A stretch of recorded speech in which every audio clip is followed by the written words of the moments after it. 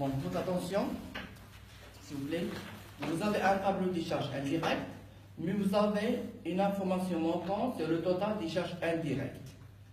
Généralement, vous avez deux inconnus. Vous avez le total des charges indirectes, vous avez bien sûr la partie dédiée au centre qualité.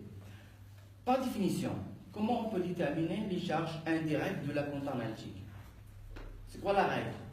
S'il vous plaît, vous avez les charges de la compta analytique, à quoi égale? Les charges de la compta générale, moins les charges non incorporables, plus les charges supplétives, et plus ou moins les charges, là, les différences d'incorporation. Dans cet exercice, est-ce que vous avez l'information sur les charges de la compta générale? Lesquelles? 293 200. Moins les charges non incorporables. Vous avez les dotations des frais d'établissement. Les frais d'établissement sont décimaux en non-valeur. Et comme la dernière fois, tout ce qui est dotation aux amortissements décimaux en non-valeur sont des charges non incorporables. Aussi, lorsque vous avez une charge non courante, c'est-à-dire une charge exceptionnelle, c'est une charge non incorporable au niveau de la compta analytique. Donc, moins les 5200. Est-ce que vous avez l'information sur les charges supplétives? Non. Vous avez un capital, c'est vrai, mais est-ce que vous avez le taux de rémunération du capital? S'il vous plaît. Dans l'énoncé, dans les informations que vous avez, est-ce que vous avez l'information sur la rémunération du capital, le taux d'intérêt? Non. Donc, il n'y a rien. Est-ce que vous avez l'information sur la différence d'incorporation? Non. Donc, on fait le calcul. Ça fait combien? 280. Combien? 288 000. 288 000. Donc, s'il vous plaît, très bien. Les 288 000, là, c'est l'ensemble des charges indirectes. Donc, on va déduire tout ce qui est différents centres pour déterminer le montant des centres qualité. Donc, les 288 000 moins 32 100, moins 12 700, moins 115 900, moins 76 000, moins 30 850, moins 9 200, ça donne le montant du centre qualité, tout simplement.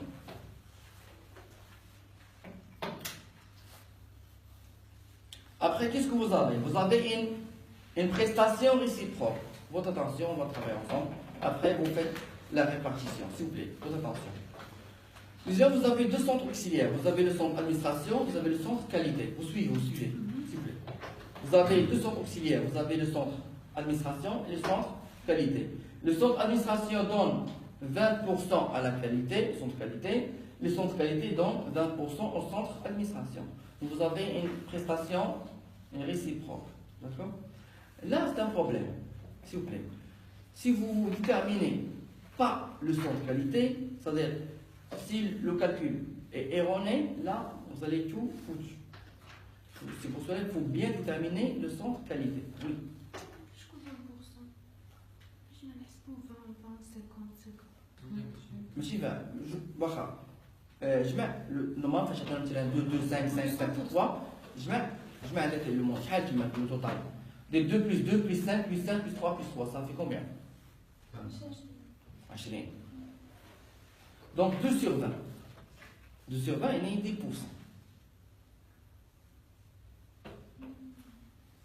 Je mets le total. 2 plus 2 plus 5 plus 5 plus 3 plus 3. Ça fait combien? 20. Et vous venez 2 sur 20, ça fait combien? Il y a 1 sur 10. Je fais 1 sur 10, c'est 10%. Donc, je me mets entre parenthèses 10%. Entre parenthèses 10%. Mais le fait, vous faites la somme qui est le centre qualité. Vous avez 2 plus 1 plus 3 plus 2 plus 1 plus 1. Ça fait combien? 10. Donc ça fait 10 sur 10. 2 sur 10, ça fait combien? S'il vous plaît. 0,2. Est-ce que vous... Je répète. Merci, je répète s'il vous plaît. Votre attention, on travaille ensemble. Nous avons le centre d'administration. Vous faites l'addition, vous faites la somme des chiffres. 2 plus 2 plus 5 plus 5 plus 3 plus 3, ça fait 20. Donc 2 sur 20, ça fait 1 sur 10. Il y a 10%. Ça veut dire l'administration donne 10% en centre qualité. C'est de 1. De 2, si on prend le centre qualité, donc je prends 2 plus 1 plus 3 plus 2 plus 1 plus 1, ça fait 10. 10, 2 sur 10, ça fait combien? 20%. D'accord? Donc c'est comme l'administration donne 10% au centre qualité et le centre qualité donne 20% au centre administration. Donc vous avez calculé le centre qualité, vous avez déterminé le montant, le centre qualité.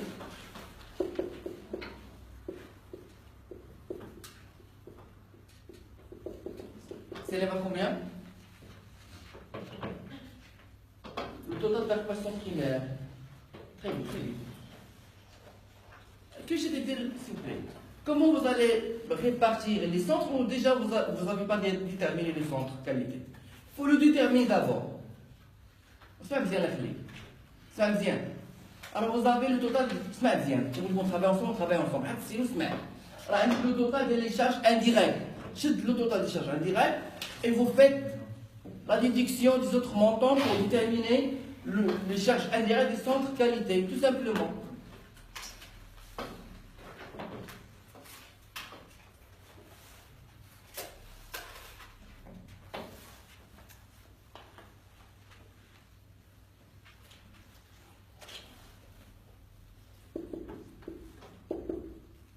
Donc dans l'application, c'est 32 100, non, plus 20% qualité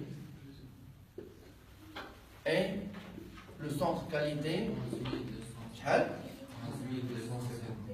voilà. Donc c'est 11 250, pardon, plus 10% administration.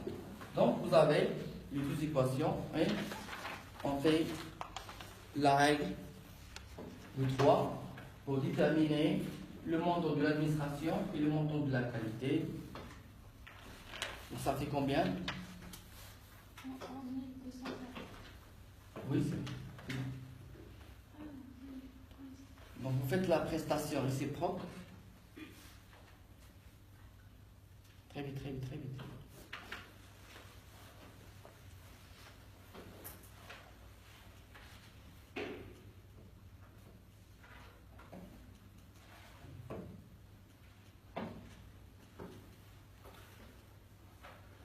Donc je prends l'équation 1, donc l'administration est égale à 32 100 plus 20% qualité.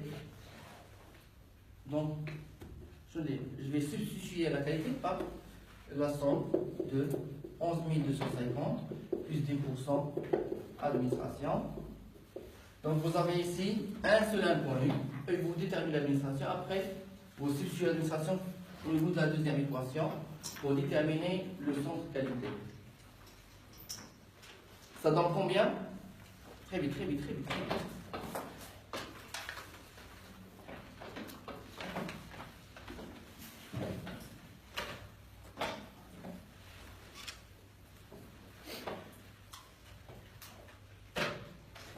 Donc 20% fois 10%, ça fait combien?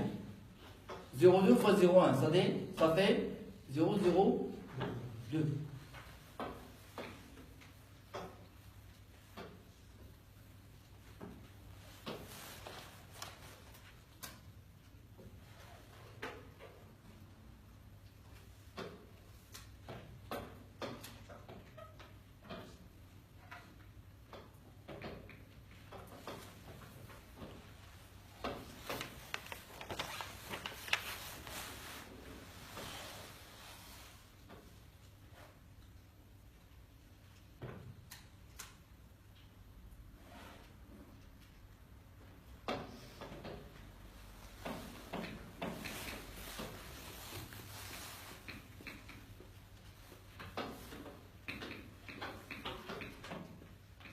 C'est bon? Vous avez déterminé le centre administration? Mademoiselle? 35 050. Maintenant, Donc l'administration est égal, oui, 35 000, 51, 0,0, 02. Voilà. Donc je prends le montant de l'administration.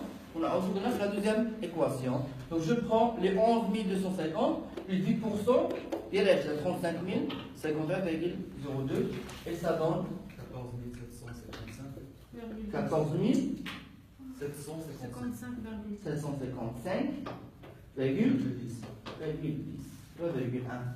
C'est la même. Donc voilà, nous avons les deux montants des deux centres auxiliaires et maintenant on peut répartir les deux centres sur les centres principaux.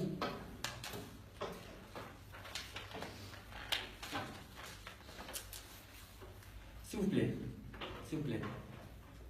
je votre attention. Normalement, maintenant, je prends l'administration avec un signe moins. Pourquoi le signe moins? C'est-à-dire que nous allons répartir avec le montant. Mais bien.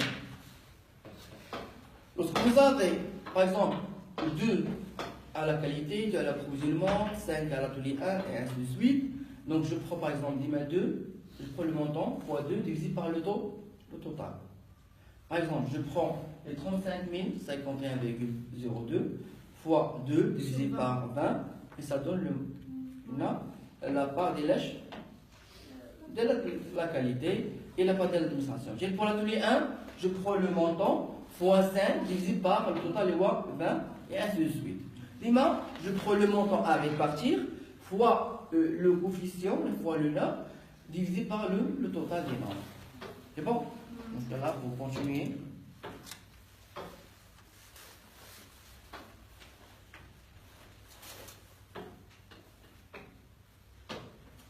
Très vite, s'il vous plaît.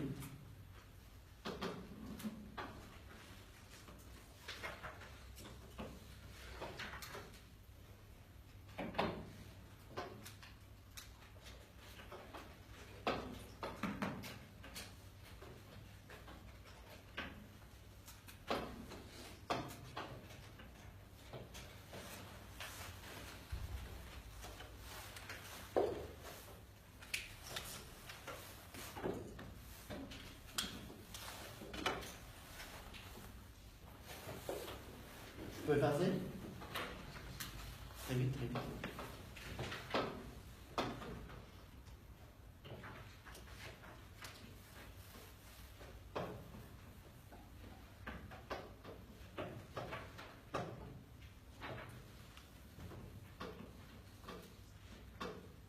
C'est bon?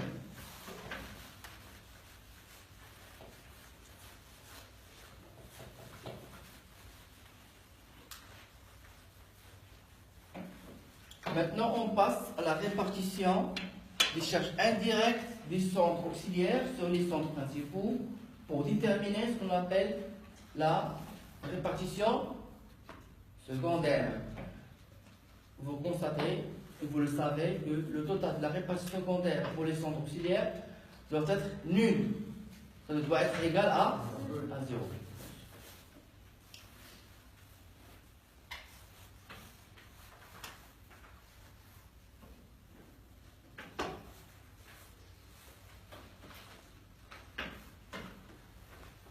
Très vite.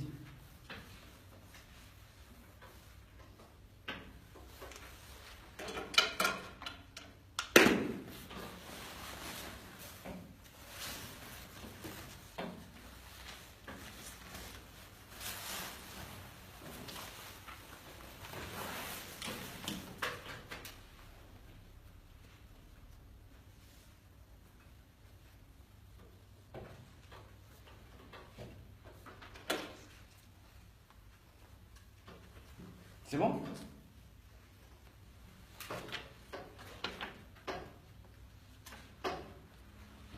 Donc après, vous avez le nombre pour les unités d'œuvre. Pour l'approvisionnement, vous avez le nombre de kilogrammes de matière première achetée. Donc je répète, nombre de kilogrammes de matière première achetée. Sans distinction entre M1, M2 et M3. Donc on a pour déterminer votre attention. Pourquoi on nous donne la nature d'unité d'œuvre pour déterminer le nombre d'unités d'œuvre? Donc juste après la nature d'unité d'œuvre, vous vous allez déterminer le nombre d'unitaires. Pour l'approvisionnement, vous avez le nombre de kilogrammes de matières premières achetées. Donc, il faut se référer aux achats. Donc, nous avons acheté combien? Pour M1, nous avons acheté 5300 kg. Pour M2, nous avons acheté 7900. Pour M3, 6100. Donc, on fait l'addition. D'accord? Donc, 5300 plus 7900 plus 6100. Vous voyez. Donc, je trace le tableau.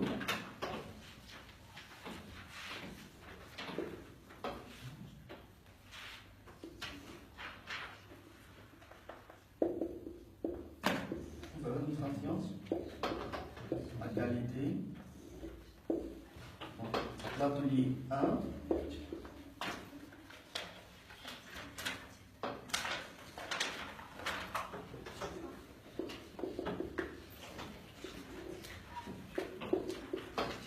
Emballage. Et bien sûr là, la distribution. Donc s'il vous plaît, donc il faut commencer par le total de la répartition secondaire, le total de la répartition secondaire.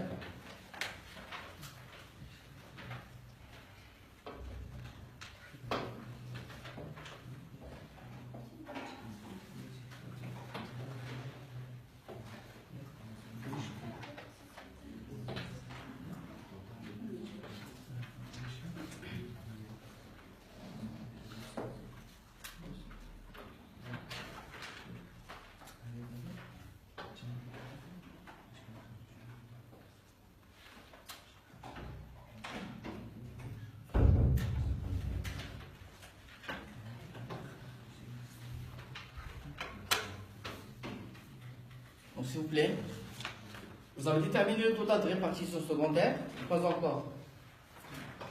Vous avez déterminé le total de la répartition. Très bien, s'il vous plaît.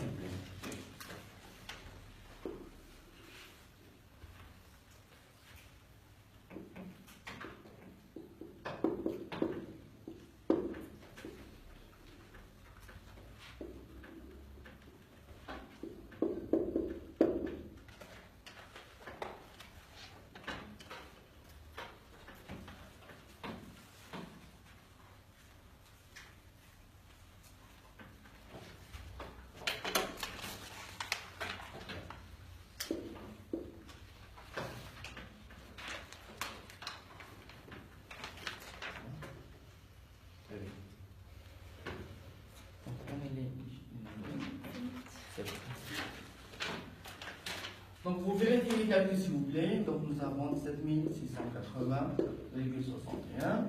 Vous avez 28.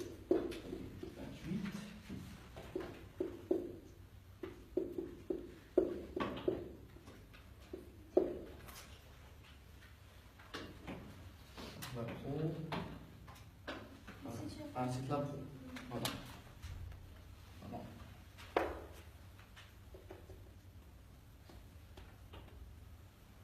Une colonne. On a fait la pro. Atelier 1. Atelier 2. Emballage. Et bien sûr, la distribution.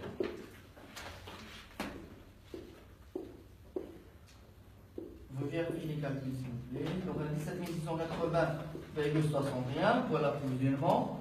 Et vous avez pour l'atelier 1, donc il y a 129 089,28. Et vous avez pour l'atelier 2, 87 713,77. Pour l'emballage, vous avez 37 583,16. Et pour la distribution, 15 933,16.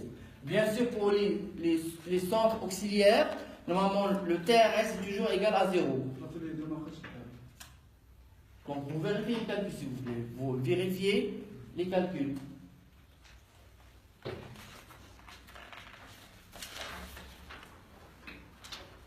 Très vite, très vite. Très vite.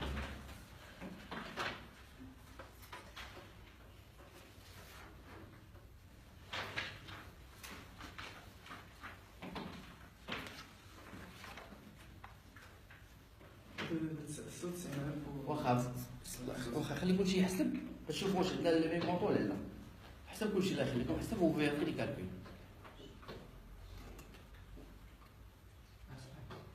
كلشي صحيح؟ عرفت الحساب ديالك، عرفت الحساب. هو قال كلشي صحيح، حسبتي كلشي؟ دونك عرفت الحساب. S'il vous plaît, pour ne pas tarder, pour ne pas tarder, vous vérifiez les montants après. S'il vous plaît, votre attention, votre attention. Vous avez la nature d'unité pour chaque centre. Votre attention, s'il vous plaît. Vous avez la nature d'unité de chaque centre. Pour la conclusion, vous avez kilogrammes de matière achetée. Donc, on va voir combien nous avons acheté de matière, de kilogrammes de matière première. Vous avez le numéro 1, c'est l'achat et la consommation. Je prends la colonne achat. Donc je prends 7300 plus 7900 plus 6100. Ça donne non 19 000. Comment déjà, non, on suppose qu'on n'a pas normalement. Votre attention. Parce que vous avez un petit souci. Vous avez un renvoi 1 en bas. Pour les raisons de commodité, le nombre des matières a été réduit et le poids des matières liquides, c'est-à-dire le litre, a été converti en kilogrammes. Voilà. Le renvoi 1 en bas. D'accord? Mais généralement, si vous n'avez pas le nombre d'unités d'œuvre déterminé, on le détermine facilement. Nous avons en France comme la nature de kilogrammes de matière achetée, donc on va voir combien nous avons acheté de kilogrammes. Ça ferait. Supposons, nous avons comme nature d'unité d'œuvre 10 dirhams de matière achetée. Là, on parle du montant d'achat. Je prends la quantité fois le prix unitaire et le total divisé par 10, parce que vous avez 10 dirhams de matière à acheter. Si vous avez le cas de 100 dirhams de matière achetée, là aussi on parle d'un montant. Je prends la quantité achetée fois le prix unitaire et le montant total divisé par 100. D'accord? Donc on va suivre ce que nous avons comme information. Donc pour l'approvisionnement, nous avons 32 000. Pour l'atelier 1, 17 000. Plutôt 1700, 1900, 850 et 12 900. S'il vous plaît. Pour le coût d'unité d'œuvre, déjà, le coût d'une unité d'œuvre est égal le total de la répartition secondaire pour chaque centre divisé par le nombre d'unités d'œuvre. Je vais expliquer. Le coût d'unité d'œuvre de chaque centre est égal à son total de la répartition secondaire divisé par le nombre d'unités d'œuvre. Donc pour l'approvisionnement, je prends par exemple 17 680,61 divisé par 32 000. Pour l'atelier 1, je prends maintenant 129 089,28 divisé par 1700 et ainsi de suite. C'est bon? 0,55.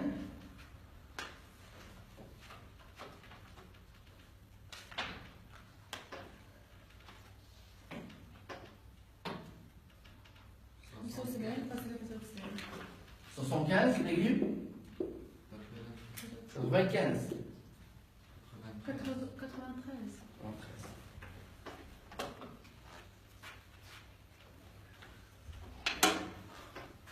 Pour l'atelier 2. 140, c'est la stage. 46,6. L'emballage.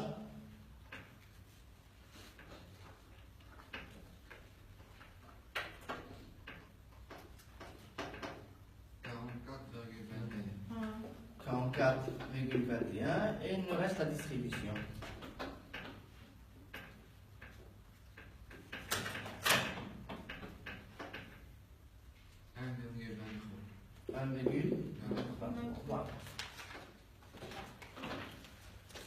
Donc ça c'est pour la première question. Donc nous avons complété le tableau de la répartition des charges indirectes. Maintenant on passe au coût d'achat des matières premières et des emballages. après les fiches de stock de chaque matière première et bien sûr d'emballage. Mais vous avez, pour le stock, vous avez la méthode d'évaluation de la sortie de stock qui est le coût moyen interpondéré. C'est pour la question B de la question 2. Deuxième point de la question 2. Donc déjà, lorsqu'on parle du coût d'achat, automatiquement on va traiter, on va établir la moitié du stock. Enfin, très vite, s'il vous plaît.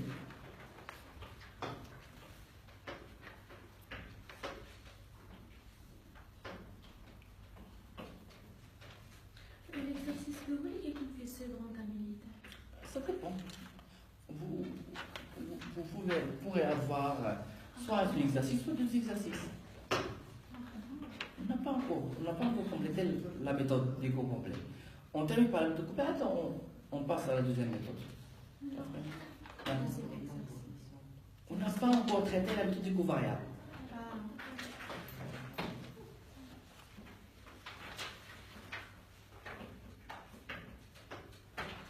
Donc, très vite, s'il vous plaît. Donc, maintenant, vous passez à la question 2 et vous calculez les coûts d'achat des matières premières et des emballages.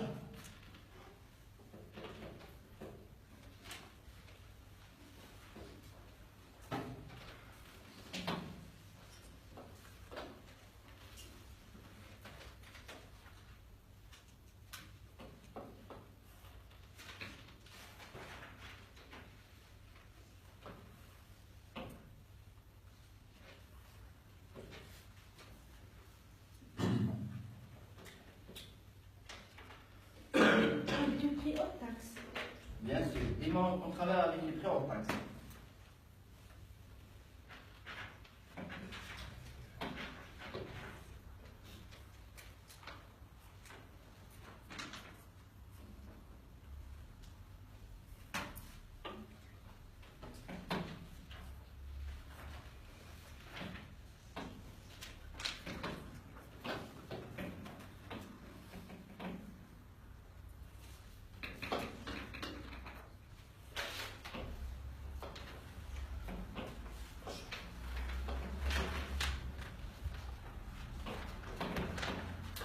Je peux passer.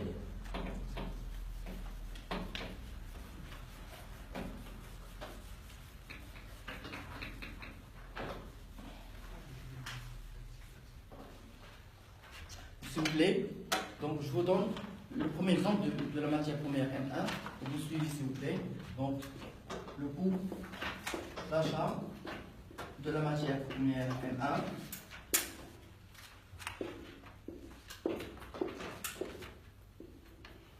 Vous avez la quantité, le prix unitaire et le montant. S'il vous plaît, donc vous avez toujours pour chaque coût, nous avons une partie directe et une partie indirecte. Pour le coût d'achat, la partie directe, c'est l'achat. Et la partie indirecte, c'est le centre ou la section approvisionnement. C'est la même chose. Ici, le coût. Donc pour M1, nous avons 5300. Mais attention, le prix unitaire que vous avez un prix TTC. Là, on travaille tout ce qui est achat, au niveau de la comptabilité, tout ce qui est achat ou vente, sont comptabilisés au montant hors taxe. Parce que TVA récupère pas une charge, c'est une créance. Donc là, il faut convertir le montant TTC en hors taxe. Donc je prends les 8 divisé par 1,2, ça fait 15. Ce que vous voyez. Donc, vous devez faire attention au niveau du prix que vous avez. On travaille toujours avec les prix hors taxe. Non. Donc, pour passer d'un montant TTC à un montant hors taxe, donc je prends le montant TTC divisé par 1, le taux. Par exemple, vous avez un taux de 20%, donc 1,20. Et inversement, si on veut passer d'un montant hors taxe à un montant TTC, je prends le montant hors taxe multiplié par le taux de la TVA. Donc ça fait combien s'il vous plaît? Ça fait combien? Voilà. Bien, faux? Bien. S'il vous plaît, toute attention. Pour le centre, pour la section approvisionnement, pour déterminer la quantité, c'est de l'achat indirect, il faut toujours se référer à la nature d'unité d'œuvre. Il faut se référer à la nature d'unité d'œuvre. C'est quoi la nature d'unité d'œuvre? C'est le kilogramme de matière à Donc, Acheter. Combien nous avons acheté? 5 000. Donc je mets 5 300. Et le prix unitaire, vous suivez. Le prix unitaire, c'est le coût d'unité de 0,55.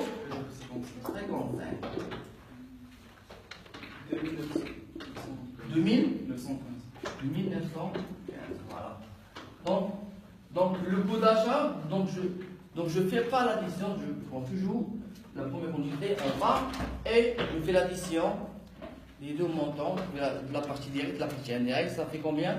15 Non, le montant.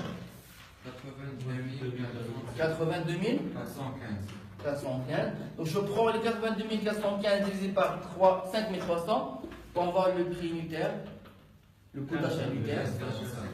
15,57. C'est pas l'entière.